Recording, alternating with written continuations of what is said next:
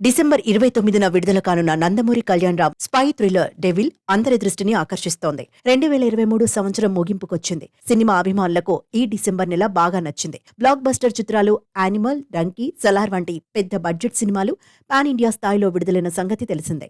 ఇప్పుడు అందరి దృష్టి Nandamuri Kalyan Ram spy thriller devil మీదే. ఈ ఏడాది ఎంతగానో ఎదురుచూసిన సినిమాలు బాక్సాఫీస్ వద్ద సంచలనం సృష్టించాయి. ఇలాంటి ఆశలతో డెవిల్ రావడం ఆసక్తికరంగా ఉంది.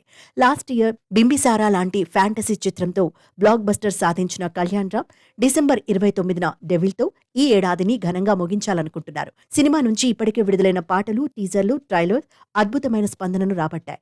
ట్రైలర్ 12 మిలియన్ల వీక్షణలను దాటింది. దర్శక నిర్మాత అభిషేక్ నామా డెవిల్ సినిమాలో కళ్యాణరామ్ను ఇంతకుముందు ఎప్పుడూ చూడని కొత్త డైమెన్షన్ను ఎలివేట్ చేస్తున్నారని తెలుస్తోంది. బ్రిటిష్ కాలంలో గూఢచారిగా ఉండటం ఎలా ఉండేదో ఎవరూ ఊహించలేరు.